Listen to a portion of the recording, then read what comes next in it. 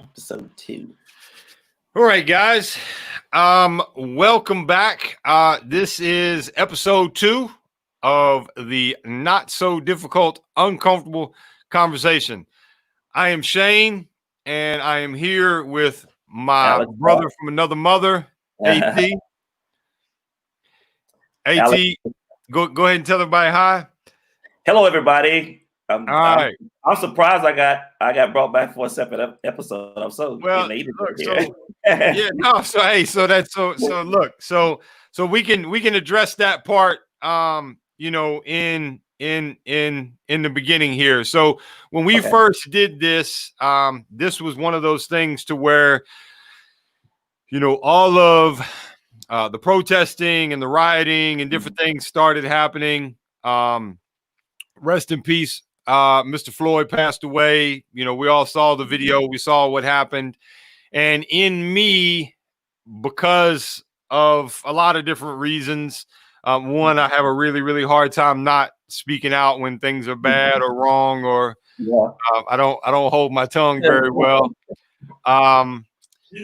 In me, it hit me and said, I want to do something. I want to use a platform so that we can have a conversation, because I know how easy it is for me as a white man to communicate with a black man and talk about these things. And even before this was an issue, I mean, I've been having conversations with people of other color and other races and nationalities and all these different things for as long as I can remember as a young adult. So for me, it was easy.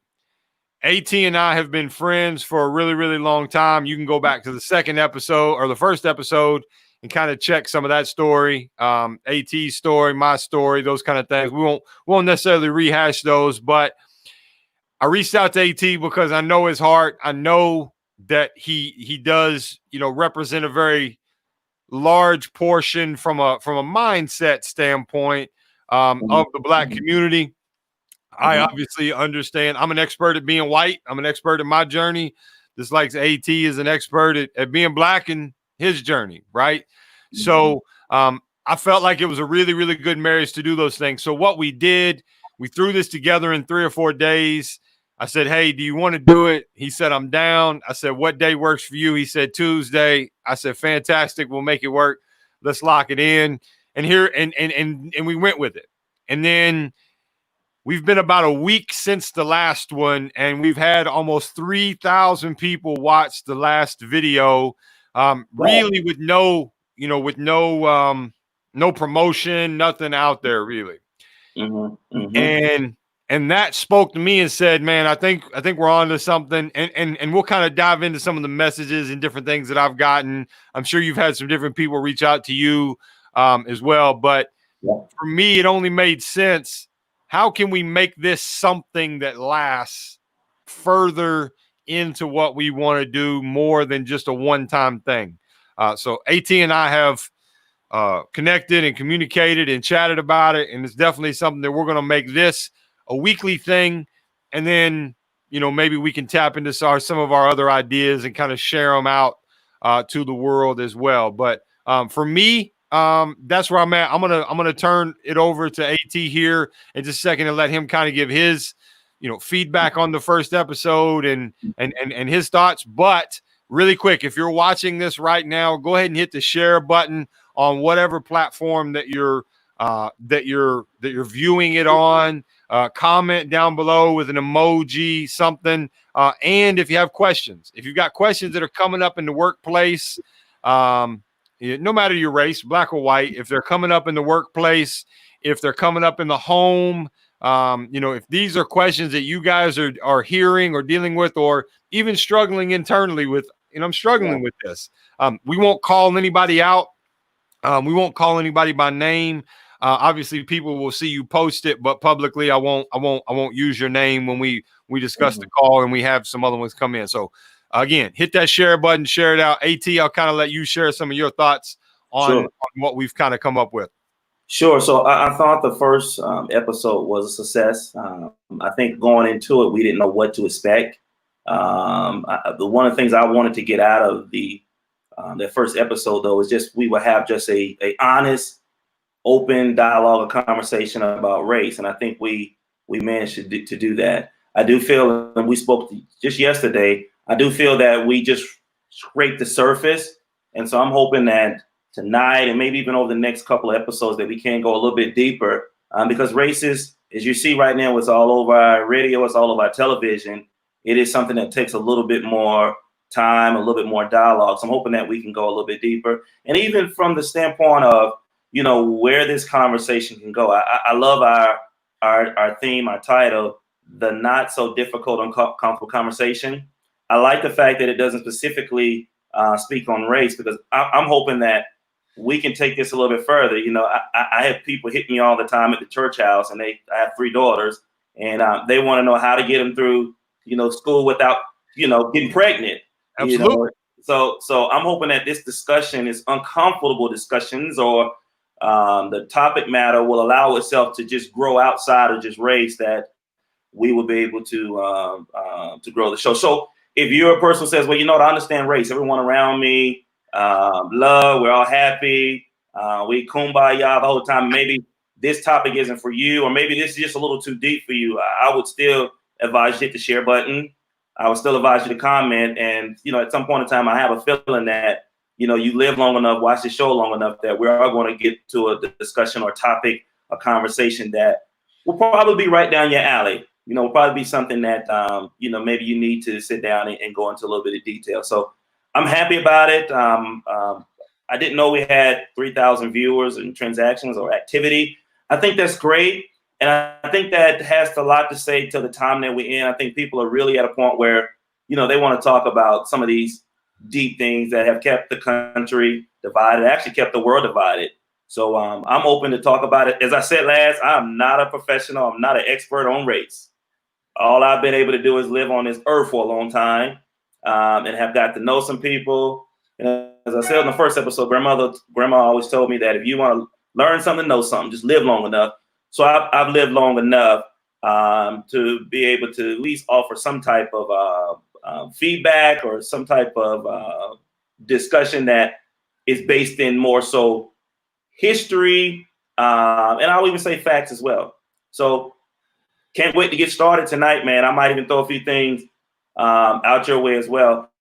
And one of the things that we also want to look at in the future with this show, I know we were talking about, you know, possibly doing, you know, some other guests and visitors to come on, and even also look at possibly doing some live call-in. So right now we're in the infancy stage. I appreciate everyone who has joined us here. We're looking to expand this not only with the discussion matter, the topic matter, but also technically to make this as easy as possible for people to be able to interact with us and have a good time in doing so. Absolutely, absolutely, and I think you hit on something that's correct. Those uncomfortable conversations. I mean, the one you take my color and your color away, and we have a lot more in common probably than we do, you know, not in common. And you know, we're both dads. You know, we both have you know, worked in, you know, done work in a similar industry before, and you know, so there's a lot of commonality there, but 2 different walks and 2 different journeys and 2 different perspectives and 2 different insights, right? So so I think that's absolutely great. So I think there's no better way to really jump into it other than to just dive right in. So last episode, we talked about race. We talked at a high level. We talked at, you know, hey, there's this and that, and, you know, I don't understand this, or I don't understand that. So what I want to do is, I've gotten some questions again in that have continued to come in. We've had some different comments and some different things, and really just throw them out there and again, add to the conversation. Again, the goal with this is we want you guys to feel like we're sitting there with you, hanging out with you, and we're all sitting around hanging out, you know, eating a potluck and having a conversation, you know, with us. And that for us is important with this. So one of the questions, and this, I got this multiple times, and these were from not necessarily the younger crowd either. These are more for not that we're old, but more of some viewers who are in our age. But in general, how to deal with the racist older parent or family member that is stuck in their ways. Mercy. So here's the thing. I want to pat whoever gave that question or whoever's gave that question. If they're not stuck in their way, that's a big compliment to them being able to break that cycle and break chain. I think on the first episode we talked about that cycle and DNA, and we talked about it more so from the African American and coming up through oppression, through slavery, through the Jim Crow, and that not being able to educate yourself, that was against the law. Not being able to have any land to pass on to your children, that was kind of like against the law, and how all of that kind of trickles down from generation to generation. We didn't go into this, but racism also trickles down from generation to generation. If my mama's a racist and hate Black people, hate Muslims, hate whatever it may be, then typically I'm going to hate Muslims or hate Black people. So for someone to say, no, my parents are like that, but that's not me, that's breaking the cycle, breaking chain. I want to pat them on the back. We mentioned this on the first episode. There are some people that you're just not going to be able to change. I mean, that's just it. We talked about on the Black side how I have older friends that are older than me that, they just can't get over the fact that the race was enslaved by white people, and they're just, whatever reforms they're going to be, that's what they are. I'm going to be racist. Sure. So I think that the first step you have to do is everyone's not an activist, Shane. And I know you're an activist. Everybody's not. I don't look at myself that way, but I'll take the title. And that's a good thing, because I think when you look at Christ on earth, he was an activist.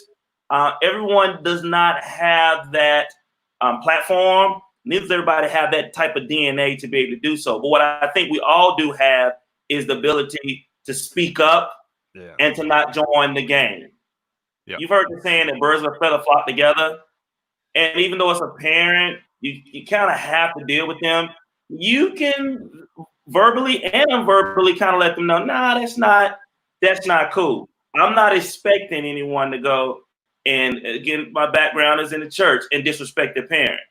The Bible speaks against that you should, children, obey your parents in the Lord, for this is right, this is good. So I don't feel like you need to totally throw your parents up under the bus, totally ostracize them. But I think there is something to be said to say, mother, father, that thinking, that thought is not the right thinking or thought. Yeah. And look, if they're a Christian, we talked about how the church has been one of the biggest provocateurs of racism. They're the church, you can say, hey, Jesus Christ, he wouldn't have thought that way. And so I think it's a pretty simple stance of, hey, if your parents are like that, first off, to speak to the religious part of it. So I'm glad you tapped onto it, and then I'll give my perspective. But to speak the religious part of it, one of the comments went very similar along those lines of address ways of talking with people who are generally unteachable and deeply entrenched in the current right-wing evangelical system would be helpful. I know, and it goes in like where this people like believe that 100% convinced that racism isn't an actual problem and that they're not a racist, right? Even though they fully believe that races shouldn't mix, but that's not racist. That's something, these mindsets that they're getting from, and I'm not qualified enough to like go super deep when it comes to teachings in the church. I just know right from wrong. And so in your, I'm sure you deal with that because you deal with that. I'm sure there's been at some point in time in your church that somebody white showed up and somebody at your church who's Black was like, well, wait a second, why do we have a white person here? And again, and maybe not, but at some point, somebody somewhere that's happened, and it's even in their way of thinking on the other side of the fence. It's if that for me is where I struggle a little bit, because again, I'm not a religious scholar. That's not who I am. Right is right and wrong is wrong. It's not about my opinion. I've made a lot of wrong in my life, but you treat someone, if here's what I will say is if you're going to tell me that you worship in a way you or anybody else wants to worship a God that says you can discredit, devalue, or disown someone because of the color of their skin, I don't want to be a part of it. That's just it has to be like love is love, and you treat somebody. If I'm going to treat one person one way, the other person deserves that equal and fair treatment. Well, I think children of God, as I'm going to call us this evening, because I'm a church boy. I think us children of God forget that the house of God will be judged first. When you look at the reasons why we're here, if you're a Christian belief, if you're in a Christian belief, you're going to totally not get this part. But if you're a Christian belief, your whole reason for being here and day by day is you're trying to get to a point where when Christ comes, you've lived his best life you can, a life that he's approving of. We all talk about the commandments and the things that we shouldn't do, that you're hoping that Christ says, well done, thy good and faithful servant. And he's going to take us back home. So that's number one. Yeah. But one of the things we have to realize is that there is a judgment of each and every one of our lives that we have to deal with. And the house of God, the children of God, have to realize that there is a judgment that is going to be done on every individual, and that is done first in the house of God. And so we have to look at what we as a church have been provocateurs of. First thing is that we try to tell everybody and mom and daddy, sister and brother, cousin, them what to do. Yeah. Not just in race. We try to tell everybody what to do. We try to tell them they shouldn't have abortions. And I'm not making a stance for just speak. We try to tell them not to have abortions. We try to tell them not to be queer or gay. We try to tell people that they should or should not kneel for the flag. We try to tell people everything what they want to do, but then when it comes down to actually looking at ourselves, then all of a sudden, that's not for me.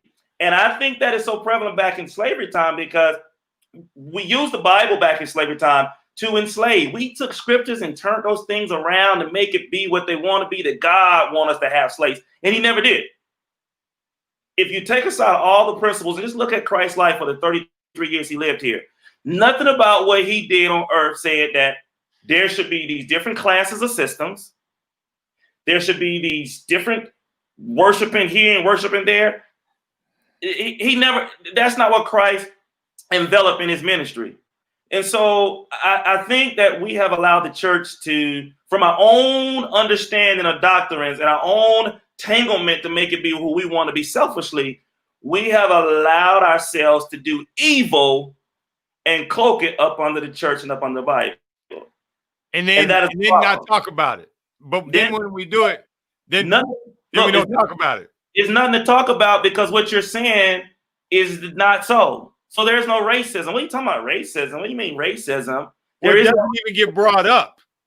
It doesn't even get brought up. And so addressing the original question, then I want to move into a little bit of that part.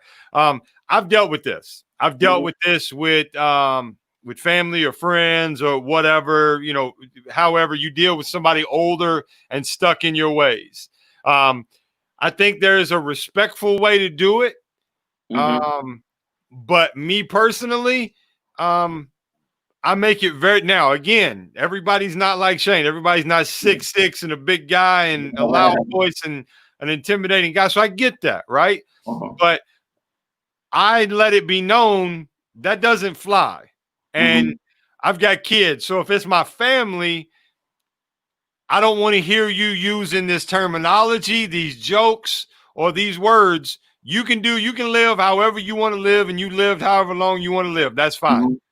In my environment, yes, it's a no-go. Yes. And if it becomes an issue, then at that point now I have to separate whatever family or relation that we have, and I have to sit down and have an adult conversation with you because I've given you the opportunity to have grace. So that means you don't respect how I choose to raise my kids enough to then, because you can, like, I can't stop any grown man from saying anything, but it's much like in the world, you know, we have freedom of speech, right? A racist can get up and you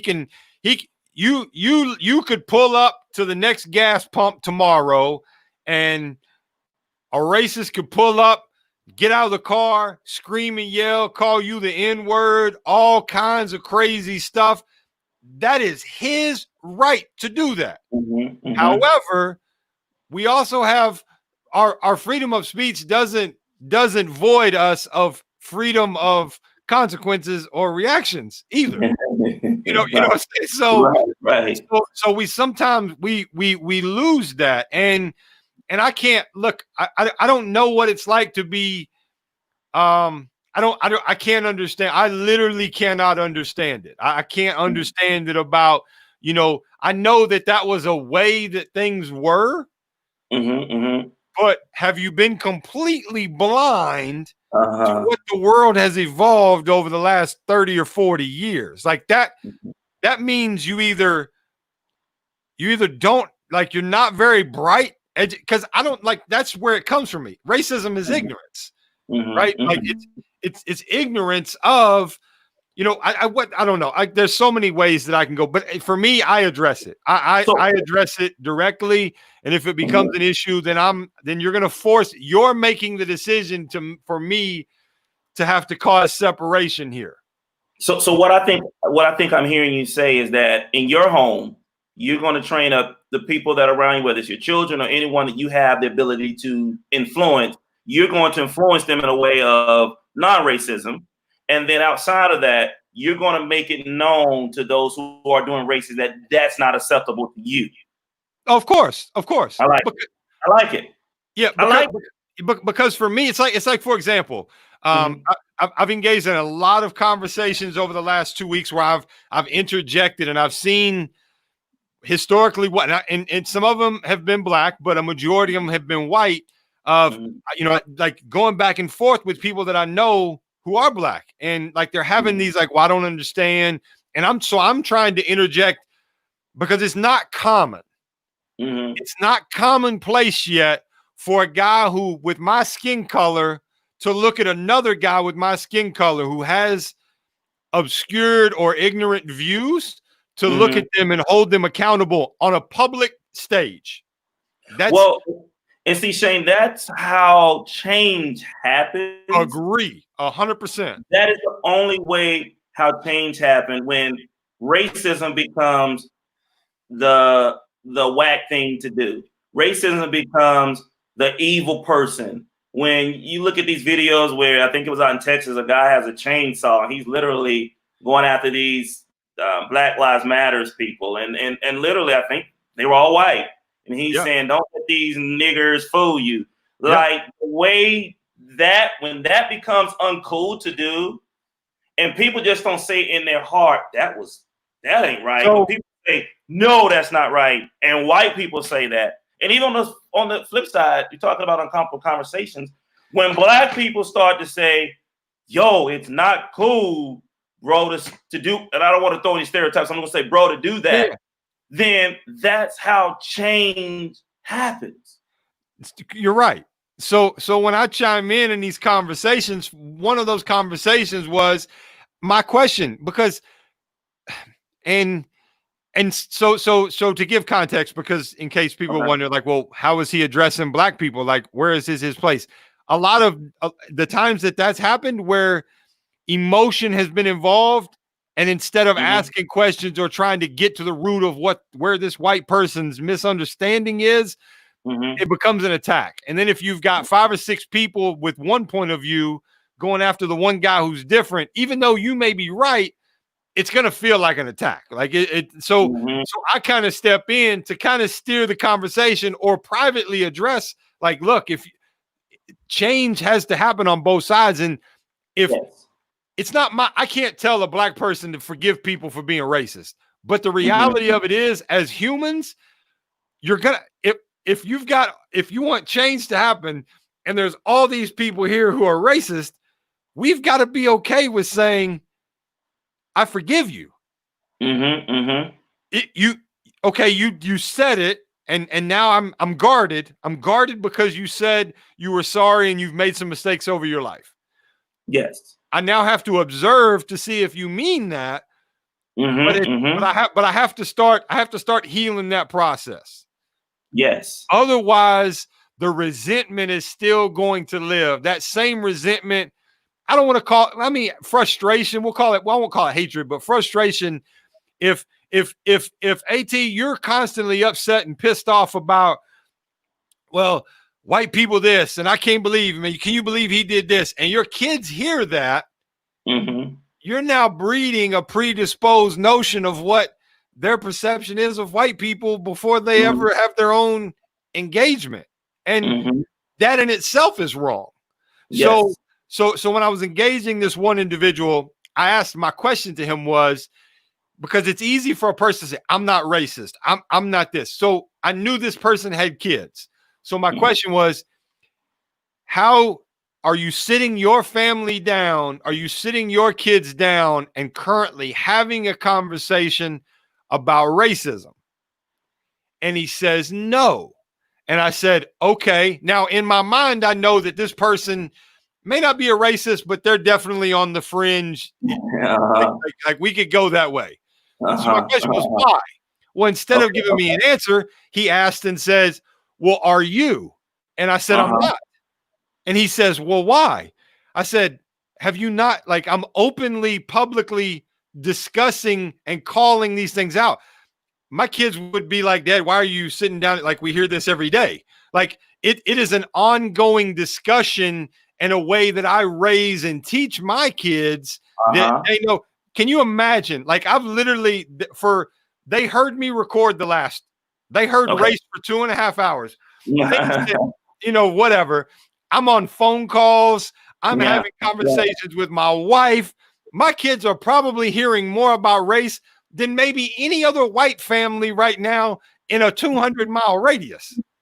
They don't need it. They already know it, right? They already know it. So sometimes we've got to get out of this whole mindset of like, what's like, when I say treating people fair or treating people equal, that doesn't mean that everybody's treated the same.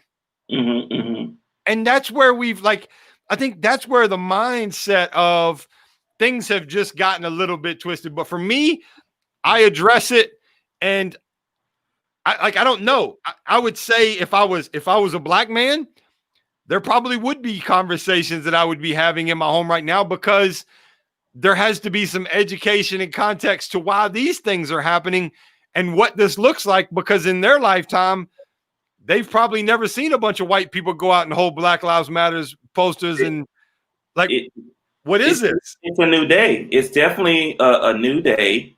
And as I watch commentary, all of the announcers and the strategists and the psychologists and the experts, they're all saying, man, we might really get change this time, because the demographic, even the age groups is just so broad. Everyone is joining in. And if you look at the civil rights movement and how things were changed, it was white folks that joined the movement that actually made change. But I have a question for you that I want to throw out, because absolutely. The thing I think baffles black folks, and I'm gonna ask it, but then I want to give it some type of preface so you understand where I'm coming from. Yeah.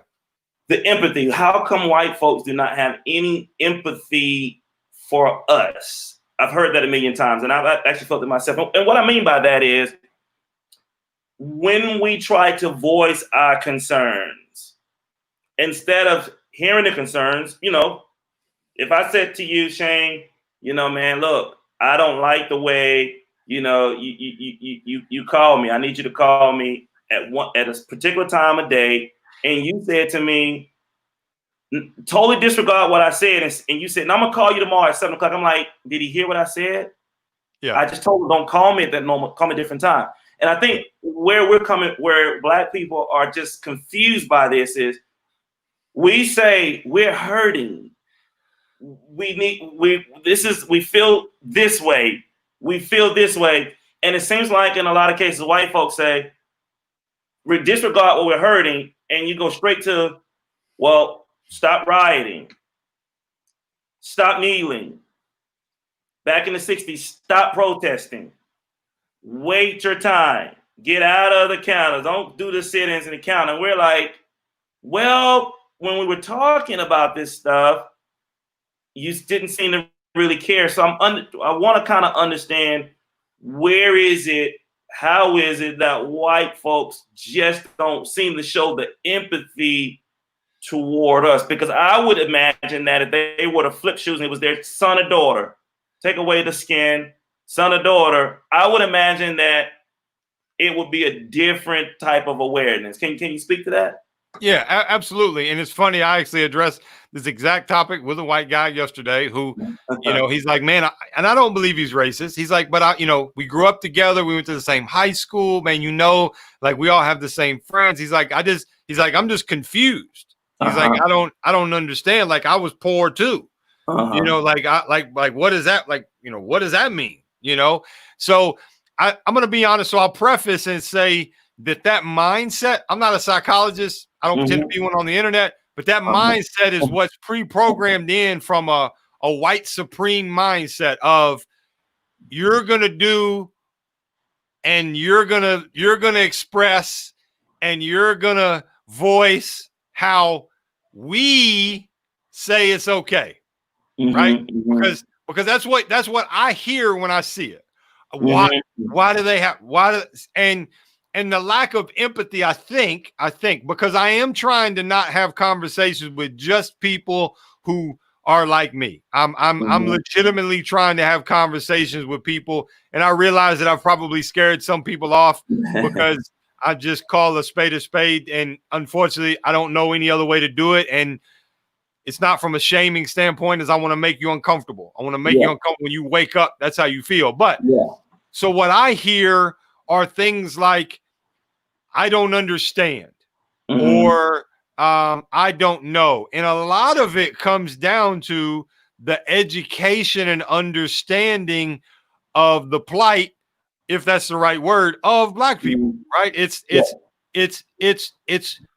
what, like, because I legitimately believe that there are some racist white people. They're not actually some white people who are not racist, who sit and they say,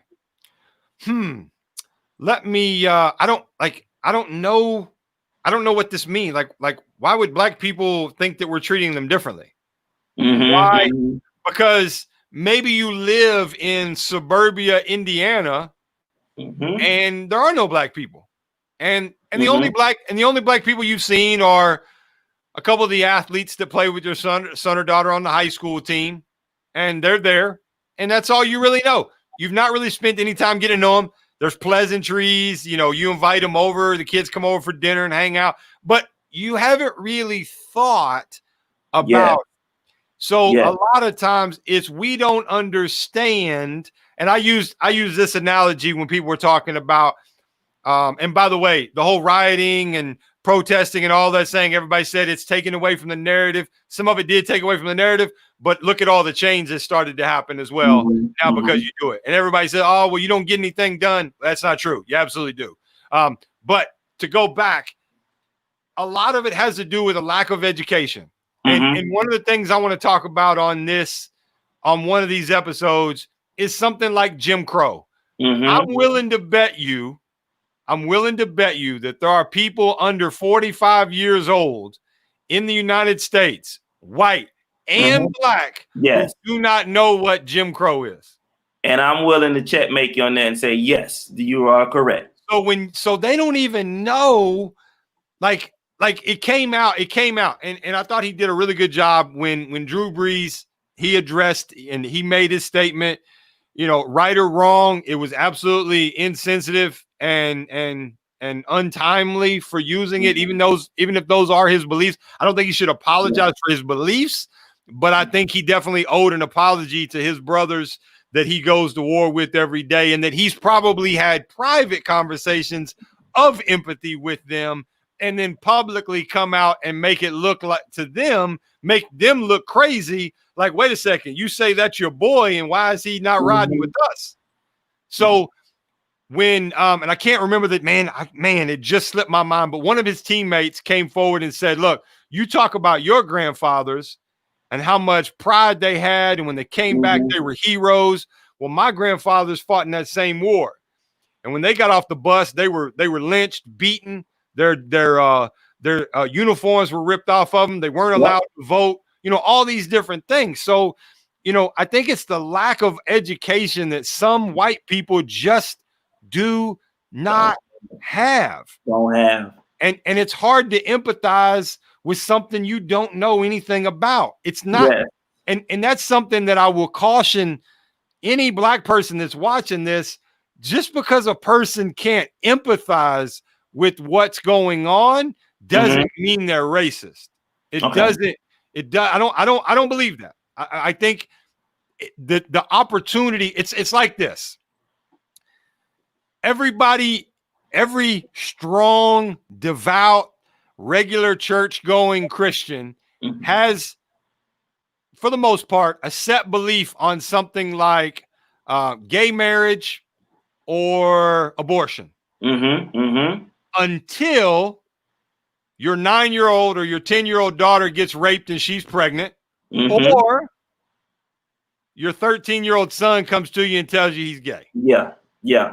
Until it hits home, it's real easy to stand up on the ledge and say, hey, I'm judging you. I know. It's real easy to do that, right? So it's real easy for white people to say, AT, you shouldn't do that.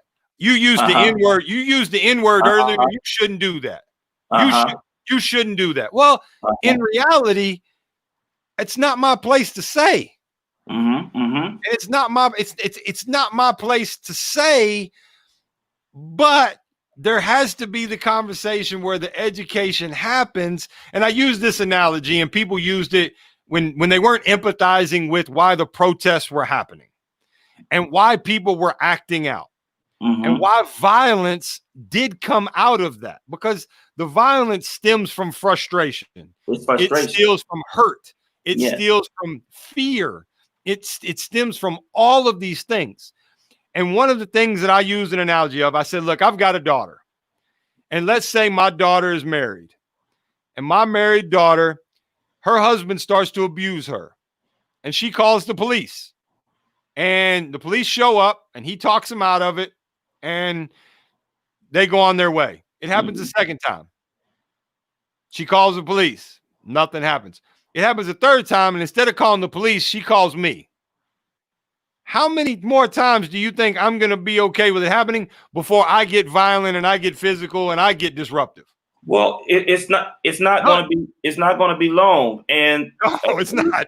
We talked about the pressure cooker, and you know, it starts out, everything is cool in the pot, and it gets hot and it gets hot, and at some point in time, the lid is going to pop off. I like what you said, because I think it comes back to what we've been putting this conversation around is conversation education. On our last episode, we did bring up that there is some work that we all could do, because you just said in a lot of cases, and I do believe what you said is fact and true. In a lot of cases, it's just we don't understand. We don't know what people are going through. I'm here on the East Coast, and you know, not far from DC. You know, I live a more city life.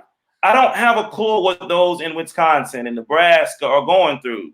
And then when it comes down to race relations, I know they don't have an idea of having a neighbor who's black, and, you know, having neighbors who, you know, maybe the car's a little bit different. They keep the yard a little bit different. Like, I know that these are things that people in those areas may not understand. Sure. And so I think, as I said the last time, I think we all have to, we want to become better people. Let me preface this.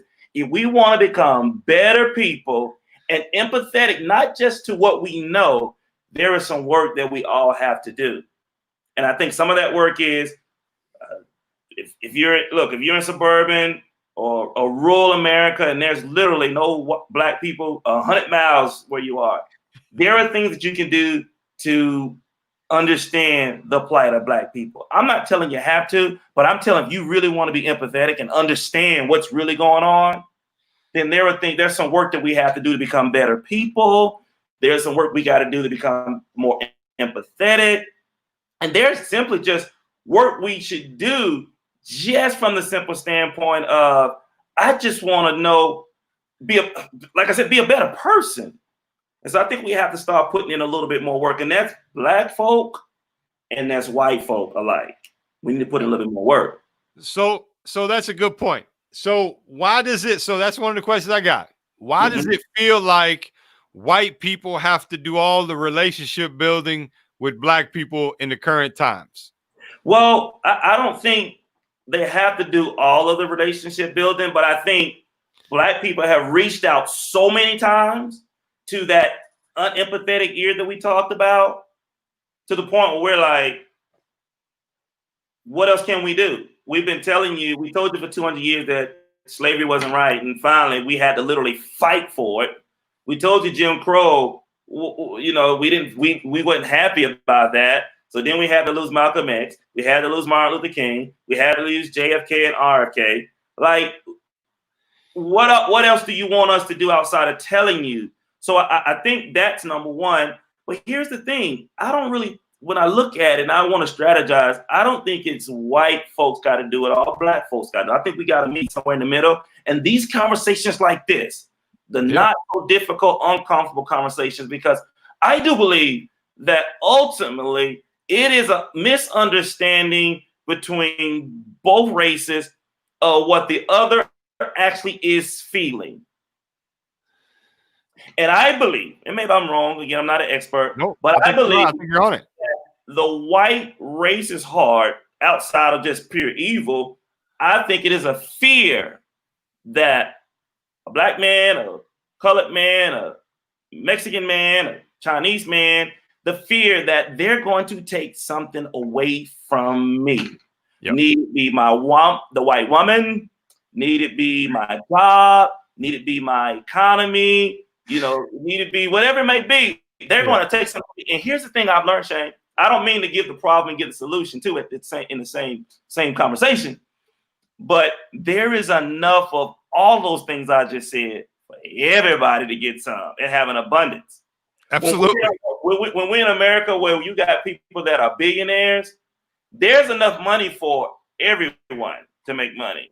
When we're in a world, I'm talking about the white woman now, when we're in a world where there's more women than men, everywhere you go to college campus, there's women everywhere. Don't feel like I'm about to take all your women. Absolutely. Everybody. Absolutely. So I think that we have to all work together. But I do think that there is some extra work white people have to do to just first understand a Black person. You do have a heart to say, you know what, I understand why you're kneeling. You know, and it's not directed the flag. Now, for you, it might be that's the flag, but you have to understand that symbols mean something different to everybody. Let me give you this scenario. In regards this is a good one. This is a good one. I got to make a note because you just said something I want to bring up. Go ahead. Symbols mean something different to everybody. Let me tell you one of the things, and I try to, being not a psychologist, but being a minister, a lot of times I have to counsel folks. And I counsel a lot of folks about to get married. One of the things I like to do is when I'm counseling folks, I try to counsel myself sometimes to be a better person. And one of the things I learned I've been married now for 19 years. And one of the things that I had to learn is that, and us men have to learn this, we don't know everything. We think we know it all. When we don't figure it out in our mind, nothing can change us. We know it all. And one of the things I learned as I was getting older is that, getting older in the marriage, I learned that, man, that can be kind of oppressive to a wife. That can kind of be oppressive to some children. And when I decided, we talked about the music business, when I decided that, okay, you know what, I'm going to go and I don't want to do music anymore. I want to give my life to Christ and I want to do more in ministry. And when I made that change, that was for me. But I tried to quickly put that on my wife. I tried to quickly put that on my children. And I was like, you better do this and you got to do this. And I'm thinking in my mindset, I know how this thing's supposed to work. I'm about to say the whole family, I'm doing it. I know what's right. In us men, we have that complex that when we think of something, we got it, we locked in. And then as I started doing some counseling, it started to dawn upon me, man, maybe I don't know it all.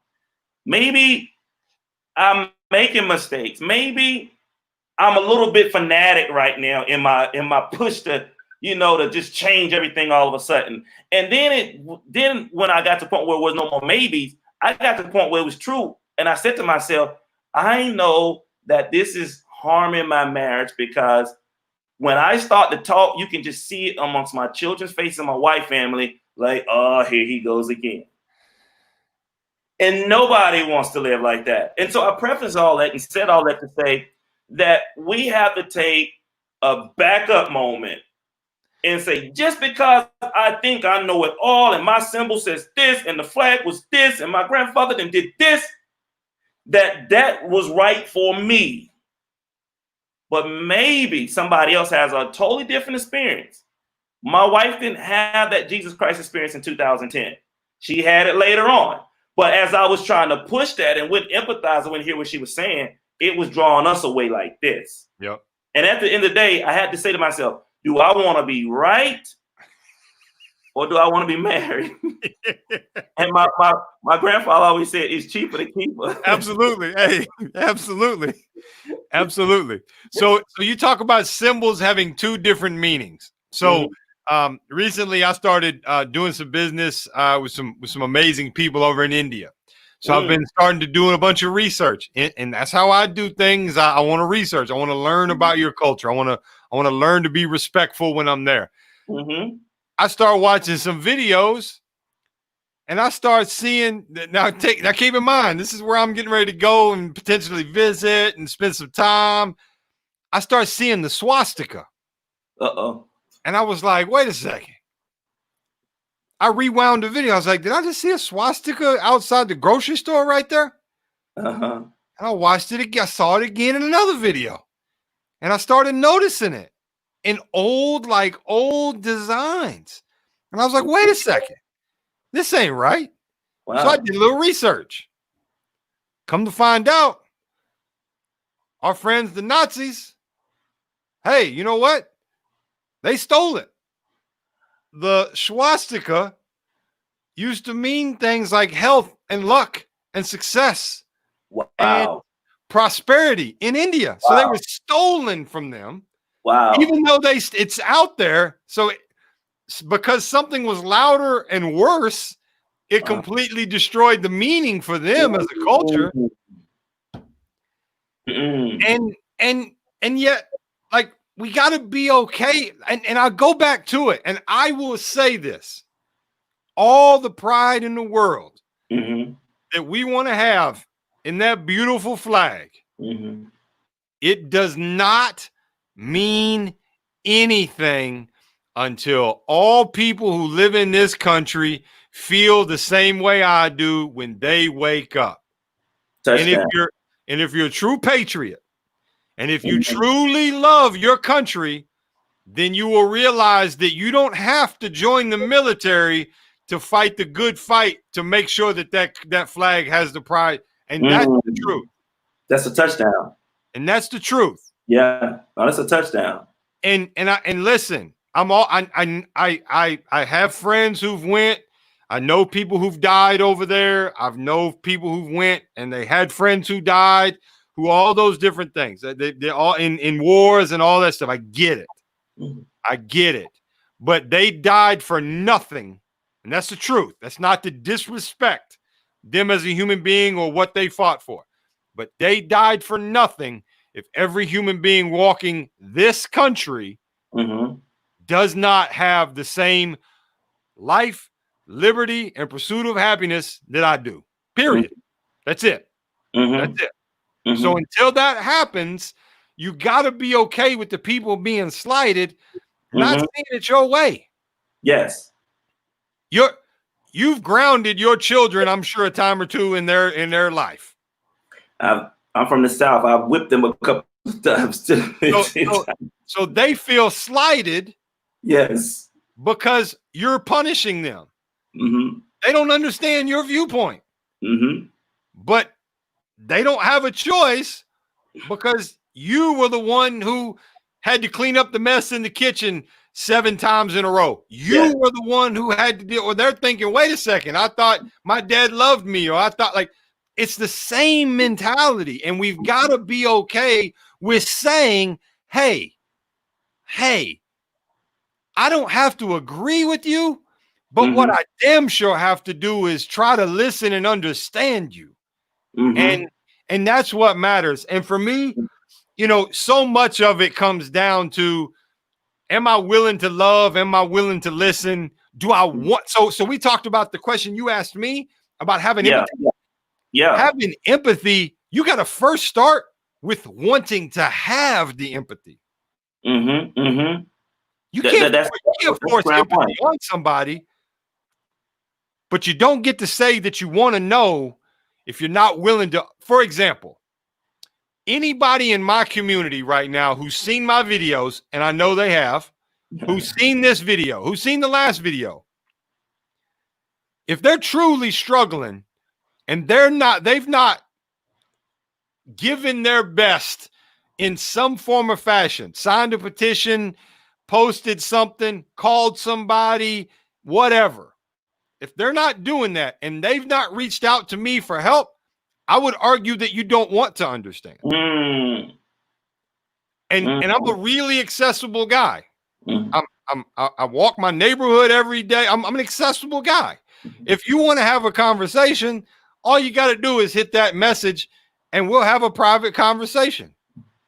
And if you want to understand, it's not that my way is right. I just want to help people open their eyes and open their ears so they can see and hear what actually is happening. Well, and that speaks to, again, and I'm going to sound like a broken record, but that speaks to, again, that to become a more well-rounded person and to be more empathetic and understand what's going on, you can live in middle America. There is a way to do the research. I could be here on the East Coast and understand my Nebraska friends. It's just a little bit of work.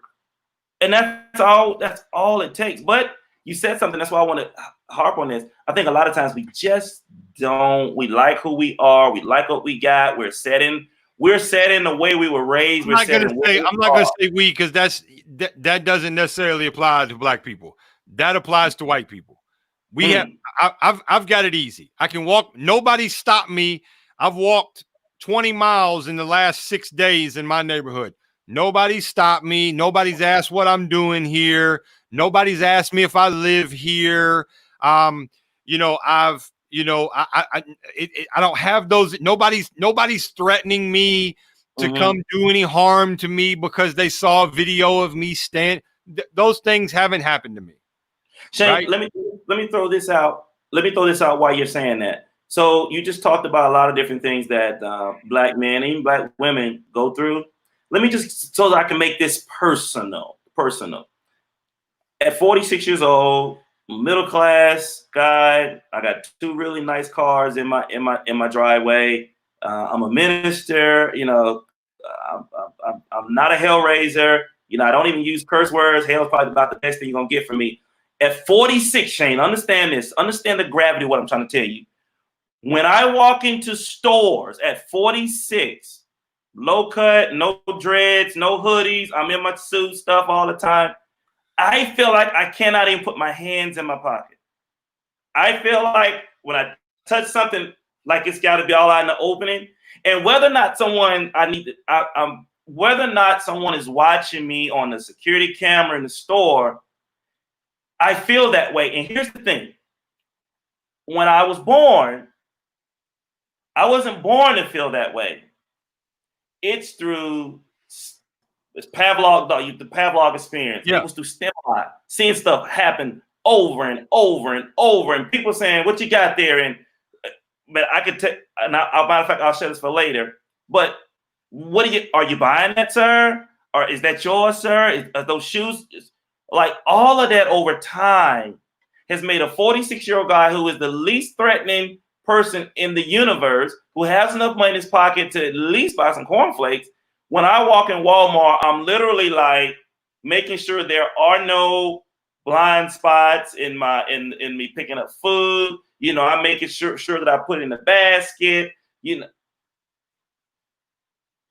And that's the life that I live. And I live in a area that's, I'm in the East Coast, so it's kind of racially mixed. I wonder how it feels for the guy in Minneapolis and Nebraska, and I keep saying Nebraska, I'm a Cornhusker fan. Iowa, how does it in Kentucky? Same thing. Kentucky, how does that feel? And what I would also hope too through conversation is that white folk, and we made it clear in our first episode that I can say white folk, shame to jump on black folk. Yeah. If anybody has offense to it, they can just grow up. Like I would hope that white folks will understand that black folks aren't crying wolf. No, definitely not. We didn't. Go ahead. I tell you what. I'm gonna share a story. We'll address it, and then we'll end it. We'll end it on this story. So I'm glad you've now addressed something, and this is gonna tie back to you in your neck of the woods. So I'm gonna share a story of one experience that I have of witnessing what you just said on a level that was definitely uncalled for. Give it to me, bro. Give it to me, bro. 1999, the spring of 1999, I got invited to go play basketball with three other guys who I went and played junior college basketball with, to go play at a junior college camp. There was a series of camps. You played at one, and you were, it was like an exposure type thing. So 4-year schools were there to look at you. And you went to Knoxville, and then the second stage of that was at the Charlotte Hornets Training Center. Okay. We leave Kentucky. We go into Kentucky. We go to Knoxville. We get there. We play. We got a little bit late, so we didn't get to do what we wanted to do and whatever. I'm the only white guy. I'm driving a 2-door old school Buick Regal. Mercy. Riding. Now, we enter from Tennessee. We start to cross over into North Carolina. Okay. I'm wore out and tired. It's hot. We're a bunch of athletes. We're wearing cutoff shirts and basketball shorts and just living 19-year-old dreams, right? I'm like, look, guys, I got to sleep. A friend of mine, I grew up with him. I was like, man, you can drive. I got to sleep a little bit. He wakes me up. He's like, hey, man, is there something wrong with your gas meter? And I'm like, no, why? And he's like, man, I got it all the way to the floor. It's not going anywhere. And I was like, man, I don't know what, like, pull over at the next rest stop, man. We'll get it out. We'll look. Like, I know we just filled up. Like, it's something not right. So I was like, I'll drive. So I get back in the car. I mean, I'm giving it all little go. All little go. It ain't going nowhere. So it's about 4:30-ish in the evening. Pull off. Again, doesn't have phones, so we got no idea what's around us, no nothing. I'm not going to name the town in North Carolina we were in. We pull off, pull into town, start driving around looking for an AutoZone or something. Somebody could hook us up to a machine and tell us something's wrong. We go, pull up to the AutoZone. Walk up to the manager. Manager's great. He's like, oh, man, y'all the basket, man, we're all big guys. Like, we're all 6'4", 6'5", 6'6", big guys, right? Walking in, like, we stick out. On top of 3 of them are black, and there are no black people where we're at, right? So the manager's helping us. He's like, man, I'm taking care of some stuff here. Let me call the guy. He's like, it sounds like your alternator, whatever. So we were never inside the store without him.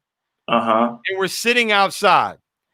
When I tell you that we're waiting for a mechanic to come, who he knows, who he's called to come over and help take a look, because they got all the parts there. They can fix it in the parking lot if that's what it is. Like, no big deal. All of a sudden, we get surrounded by police officers. And I'm talking about guns drawn, like, hey, like what? And we're like, whoa, what? Like, we didn't even know it was for us. We're like, what do you like? Don't move. So, there's some aggression there, and there were definitely some words that should not have been used by the police officers there. We're 19 years old. At that time, we didn't know we could do anything about it or whatever. Well, the manager comes rushing out, and and I wish I still had his name, but to his credit, he gets in front of us in between where the cops are coming to us. He's like, guys, what is the issue? And he's like, well, we've had a distress call from a customer in here, and he used the N-word and said there were some N-words in here stealing stuff. Wow. And he's not like, these guys have been with me. I've got somebody coming. Like, they've already paid for this and that. Like, absolutely not.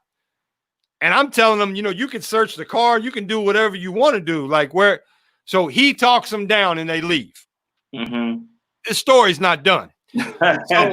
So the guy shows up to fix the alternator. He tests it. He's like, yeah, it's definitely your alternator. He puts a new alternator in. Guy didn't have the greatest of attitudes, but he was this other guy's friend. So he showed up. He's like, all right, you're good to go. He's like, I'll jump you, let it run, drive to the next hotel or wherever you're going to go, and then you can shut it off. Just let it run a little bit, let it recharge. We get in the car. We're driving, get back on the little interstate parkway deal. About 3 exits down, it starts doing it again. We pull over. This is the truth. This is as on my grandmother's grave. This is the true story. We pull over. At this time, it's dark. It's maybe 8:30, 9:30 at night. There's just a little gas station with a payphone. We pull in. I was like, all right, let me see if all the signs say in North Carolina, you can't walk, no pedestrians on the highway, on the interstate, on the highway. So we got there's nowhere to stay. The car won't go anywhere. We're all 4 19-year-olds in a car. What do we do? So I finally go inside. They didn't want to go inside after the last experience. They were a little gun shy. So I go inside. The lady was like, well, there are no, there's a hotel down the road. She's like, we don't have a cab service or anything like that. Your best bet would be maybe to call the state police and see if they'll give you a ride down there. So I call the state police, the non-emergency number. I say, So this is a true story, and I want to share this because this is a real thing that happened, and this happens every day. And I call, and he's like, "Oh, absolutely. There's 4. Oh, you play basketball?" I guess he thought I was, he picked up I was white on the phone. He's like, "Oh, absolutely." He's like, "How many of you? 4? Yeah, you all should be able to fit in. I can run you down there real quick. No big deal. Whatever." He comes rolling in and pulls up, and doesn't get out of the car. And I'm like, now wait a second now. So I say his name because he said he was the one that was going. So I say his name. He rolls the window down. He says, yeah. So I walk up to the window. I was like, I'm Shane. I stick my hand out. I'm from the South. So I stick my hand out, shake his hand. I was like, I really appreciate you coming. And he's like, I'm going to need you to have to keep your bags here. And I'm going to have to take you guys 2 at a time. And I was like, 2 at a time. I was like, but we're all together. Is there an issue? He's like, well, I probably should just take you 1 at a time. So at this point, I got to walk back over here and tell these guys, hey, look, this is a real deal. And they're like, Shane, man, you can't. I was like, look, guys, y'all go first. I'll go last. That way, if there is an issue, is there something, at least I know where you're supposed to be going. And or I know, if he comes back and gets me, then hopefully that means y'all have gotten there, right? So he's like, you can't take your luggage. You got to leave. And we're sweaty, gross, hadn't had a shower, been frustrated, sweating outside. They 1 by 1 takes him. He gets me, drops me off at the front, and I go walk in the hotel. And it's like a motel, so you can see the rooms from outside. I go in the motel. I ain't giving them my card. I was even going to pay for the room. Because it was my car and my inconvenience. So I was going to give them my card to go ahead and get the room. Well, I pull up and they're not, I don't see them. And I look over to my right and they're all sitting outside. And I'm like, man, how come y'all, it's been an hour. How come y'all don't have the room yet? And they're like, man, they said they're all booked up. There ain't 5 cars in the parking lot. Wow. At a motel. At a motel. And nowhere in the middle of North Carolina. and I said, what do you mean? And I walked in and I said, man, at this point I was pissed. I said, ma'am, they tried to rent a room. And she goes, do you need a room? And I wanted so bad to let it all out in a 19-year-old way that would probably have been massively improper, but we had nowhere else to go. And as I'm saying that right now, I can only imagine like how hurtful and how it's hurtful. Imagine if I was black and I had to bite that bullet. And I had to do that, and I had to swallow not even my pride, my own human decency to do that. Now that happens on a regular basis. So we checked in the hotel room. She only gave us 1 hotel room. She wouldn't let us get 2. 2 beds. We're sleeping. We had called that when we got in the room. We called the guy because he gave us his number. We called him, was like, hey, the car's still messed up. He was like, I'll come get you in the morning. I know a guy that's at that same exit where you're at the hotel. He works on school buses, but I think he'll look at it. He can get it right. Next morning, he comes and picks me up to go get the car. It had sat long enough to have a charge. I drive back. I'm honking on the horn. They come running out. We get in the car, drive down. We sit at this garage for what has to be 5 hours, 6 hours, no food. We still haven't eaten, hot. He walks up and he's like, all right. He's like, I'm finally done with what I'm doing. Whose car is this? I said, it's mine. He said, come here for a second. I said, okay. He said, you see this little plug right here? I said, yes, sir. He said, watch this. And he plugged it in. He said, go start your car. I started the car, started right up. So the guy who put the alternator in didn't even hook it up. Now, could have been complete error, but it's hard to believe that that was complete error, knowing that that was the only reason you were there and there to help us. So ruined our whole trip. We couldn't go to Charlotte. We had already missed everything that day because we were late. It ruined everything. But that's the real world experience that I experienced in multi-layers in one day. In one day.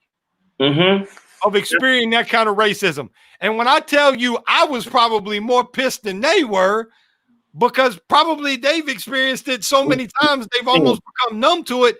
Me, I'm ready to go back and slap this guy. I'm ready to go to the police station and cuss this guy out. I'm ready to go here. Like I'm livid. So Shane, I would advise anyone right now, black or white, who is racist against anyone that's not their color, and I'm using this and using the black man. What you just said, the first time you actually experienced as a black man, it's hurtful. You're like, I can't believe that just happened. I can't believe it just happened. Really? That's how it happened? Then when it happens again, you're like, what? And folks who are tuning in, just go with me on this. Just think about it. This is you. And then after a while, you start to say, man, people don't like me. When you remember was in grade school and you wanted people to like you, and you found someone like you, you tried to be extra nice to them. And you're like, people don't like me, but they don't like me because of my skin color. And it hurts.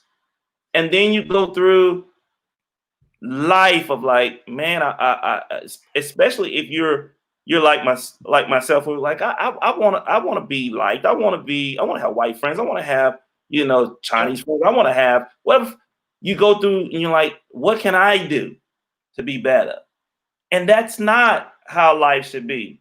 You shouldn't have to walk around with that hurt because somebody doesn't like you for your skin. You shouldn't have to walk around with that hurt because somebody's scared of you, they fear you. You shouldn't have to walk around with that hurt feeling because people just have it in their mind that you're not worth it. You should have to walk around with that. And if you was to put yourself in that and just think this is how your life is, nothing can change. You can't make enough money. You can't pull yourself up by the can't wear nice enough clothes, can't drive nice enough cars. You can't sing pretty. You can't like that's just the way it is. And here's the thing, just like I walk into my house at night and I flip that switch on, light comes on. When I want it off, I want it off. Your color, you can't flip no switch. And you don't know whatever room you're walking into, whether it's a great room, and I'm using room as a metaphor, but in any situation, any environment, any place, you don't know if this is a great room to be in or the worst room. And it's the same thing. We hadn't talked much about cop, but it's the same thing about when those blue lights come on behind you. You don't know if you got a good cop or bad cop. And I do believe that 99% I agree. Our cops are good cops. But for the black person, you've had so many times where that 1% is the one that pulled you over. It has happened. And so I would advise those who are like, nah, this conversation, this issue is going on in America. It don't affect me because nobody treats me like that. I'm white, I'm privileged. I know some people hate that word, privilege. Well, we're going to address that full force on the next episode. Maybe it doesn't affect you, but just think about if it did and how would you feel? Just think about if it was just take the race side of it. Just think if your son or daughter had to go through some type of prejudice about who they are and you could not do anything about it and you couldn't wipe it off. It's just from cradle to grave. That's what you got to deal with. And it's hurtful, man. It's hurtful. It's hurtful. No doubt. And I tell you, that wasn't an eye-opening. It was an eye-opening experience for me for the state of North Carolina, but it wasn't an eye-opening experience for me because that wasn't the first time I had ever experienced anything like that or seen anything like that. And there's something that sticks out to me. As you were talking, I can remember the conversation, and I remember the conversation like where they were trying to calm me down, and I'm hearing things like, "Man, come on, man, you know." I mean, that's just how some people are, man. And it's like, like what? The fact that no, absolutely, like, and I'm not going to use the language that I was using back then.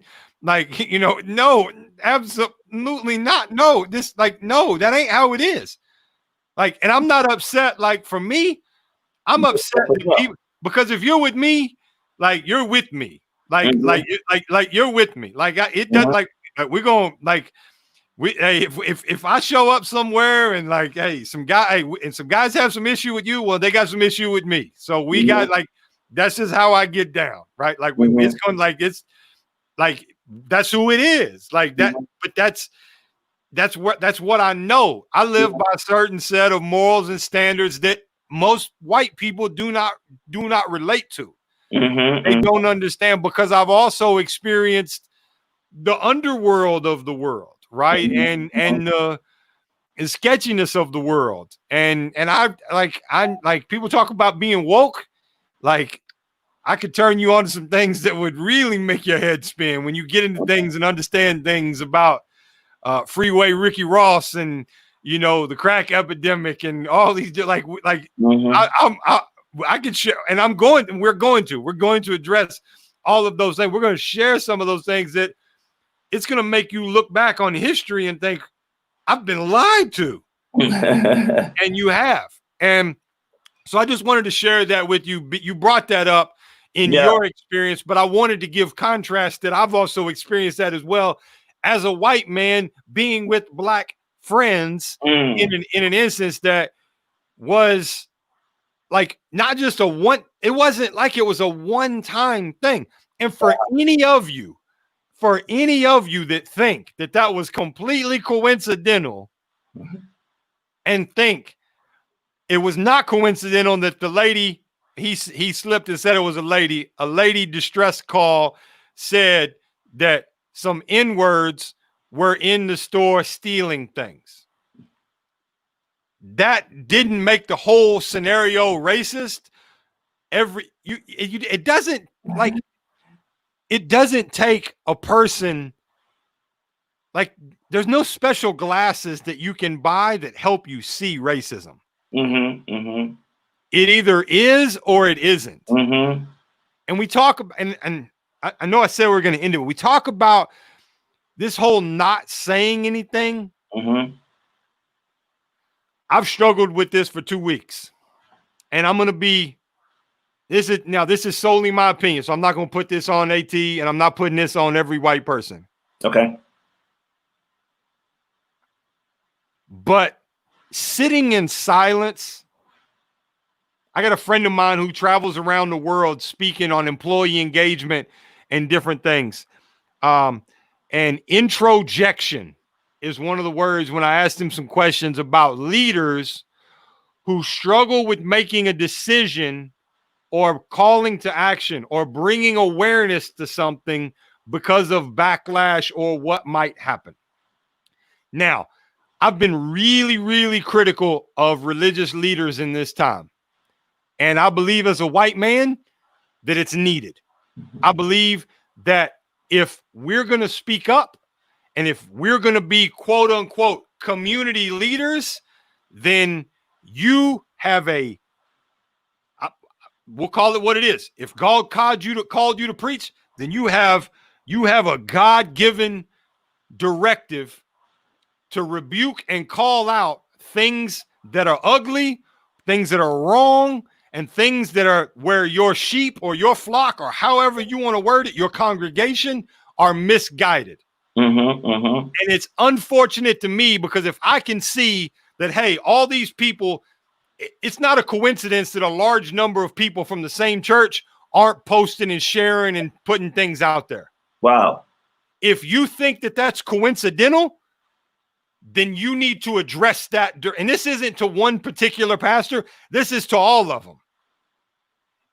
And I'm not speaking and telling a pastor how to preach, but I absolutely can tell you how to lead. And I can tell you how to treat people with human decency. And if we're going to be a leader in something, if you're going to be a leader and you know, you don't have to ask questions, you know, because you can look on your Facebook timeline and see who's posting and who's not posting. And you're not posting and nobody's saying anything. Go back 2 weeks. Nobody's posting. Nobody's sharing Black Lives Matter. Nobody's sharing these kids getting beat.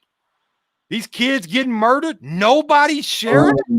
That means you're the one consistent leader outside of their work and everywhere that they want to be like. Unfortunately, a lot of people that go to a church, they want to emulate, good or bad, they want to emulate the leader. I had people in my business. My kids want to do it.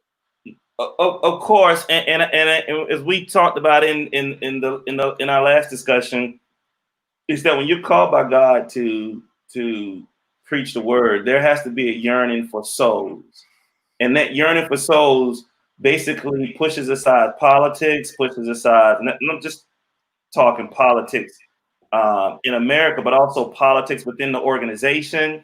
But there are politics in the church organization, who's going to get the big church and all that good stuff.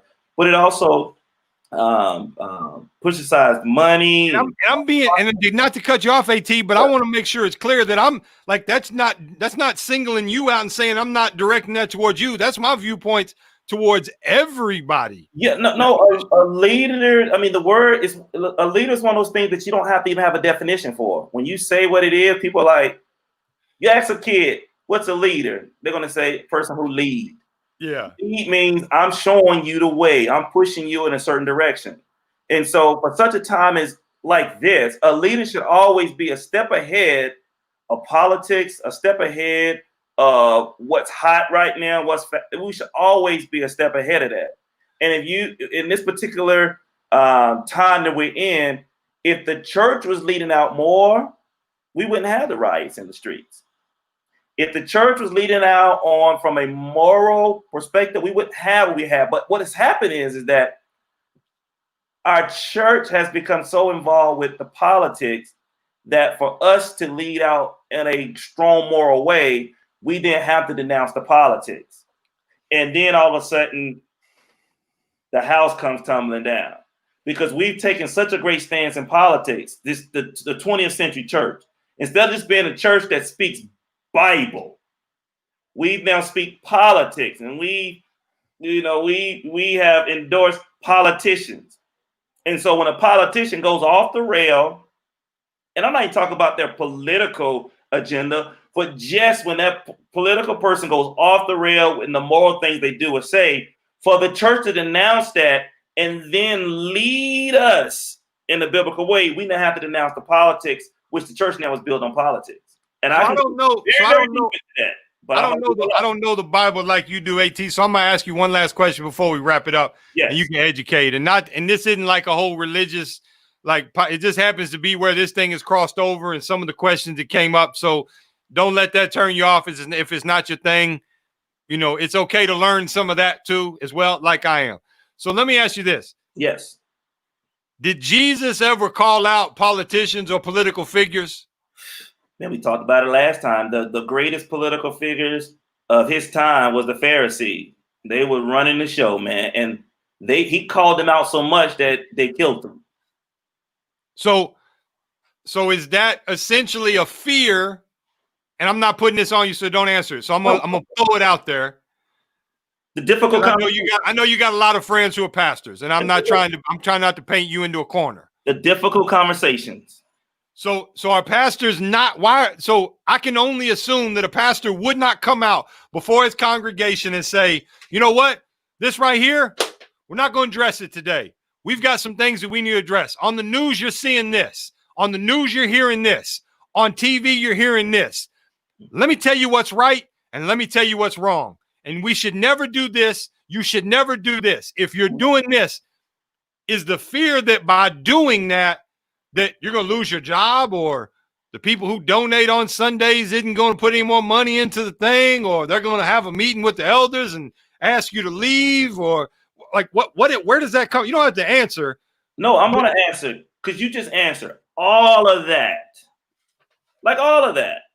Like the things that are hard to talk about, you know, preachers don't like to preach commandments because so many people breaking the commandments, and within the pews that if I tell you you're doing this, that, you ain't gonna want to come to church no more. Yeah, well, you wouldn't have any more potlucks either, and eat till you can't walk. And I'm a firm advocate of potlucks, but no, all of that, Shane. Absolutely. So they're afraid of the retribution that could be from the job. They are afraid of the losing the church or going to a smaller church. And sometimes the organization just isn't taking a stance. Like sometimes we just like to do with the easy stuff. See, some things are too hard to talk about and to address. But some of the bigger things, like we all know we want to take a stance against abortion. We all want to take a stance against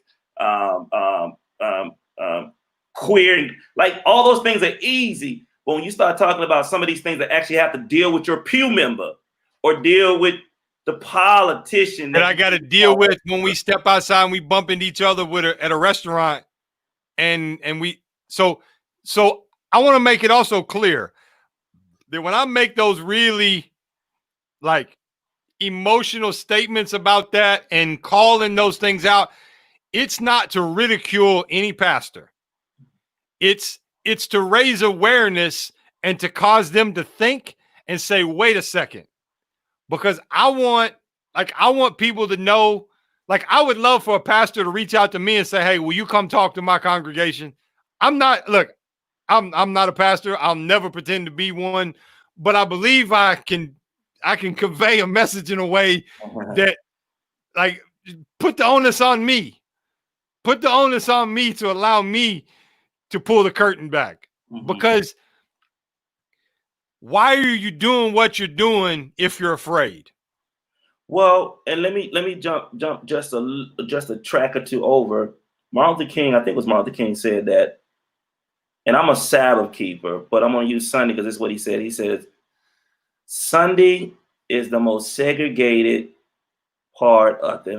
I'm not quoting him directly, but Sunday is the most segregated part of America. On Sunday, the mere fact that blacks worship with blacks, white worship with blacks, and the fact that it isn't easy for us to come together. Because whether the black church says, I ain't going with the white folks, the white people say, I ain't going to worship with no black folks. It is the most segregated part of America. Yeah, he said it's the most segregated hour in America. There we go. It is the most segregated hour in America. And I go back to this, Shane. I go back to this. I'm going to say this, and it's the politics side of it, is that when we start to denounce racism in the church, we have to remember where this stuff started from. Racism started from the Bible says we can have slaves. The Bible says. And so now that we have over the years have used the Bible to project racism, now when there's typically a general different thinking about what the Bible says, you're still tugging at the foundation of the church, not the foundation of the word and the gospel and of Jesus Christ, but we're tugging at the foundation of the church. We have to remember that Christ didn't make an actual denomination. He didn't make Protestants. He didn't make Catholics. He didn't do any of that. But we made church, and we made a foundation. So now all of a sudden, it's hard to speak up against racism when maybe a lot of the members are racist themselves. Yeah, absolutely. And it all comes back to having that conversation and willing to be uncomfortable.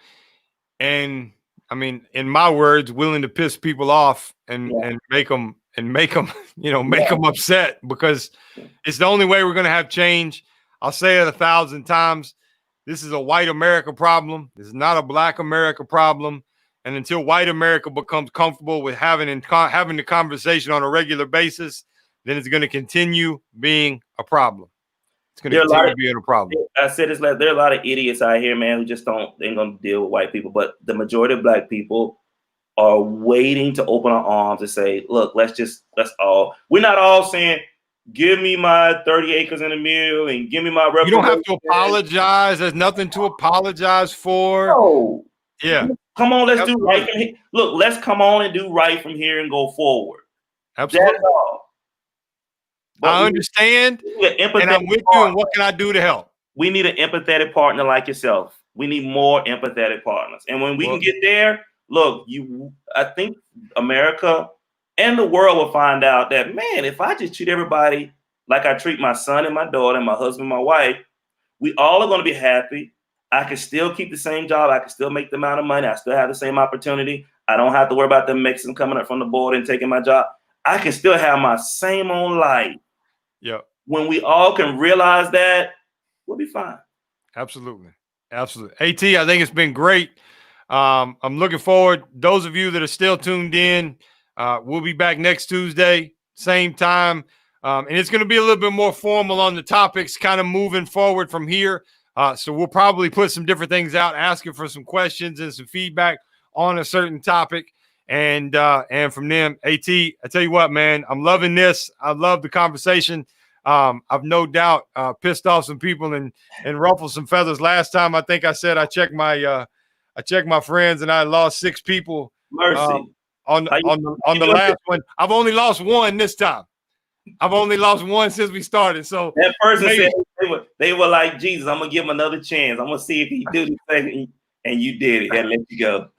maybe so. And listen, I want to speak to everybody. And I'm going to even throw this out there. Even if you're a known racist, and you would like to come on this platform and ask questions and engage, listen, this isn't just for bubblegum and lollies. I want to have some real conversations. So, and if you're interested in being a guest, we'd also love to hear from you too, because we'd love to hear from other real people from all different sides of the fence that want to come on and interject and be a part of the conversation. So, AT, I love you, man. I'll be in touch in the next couple of days.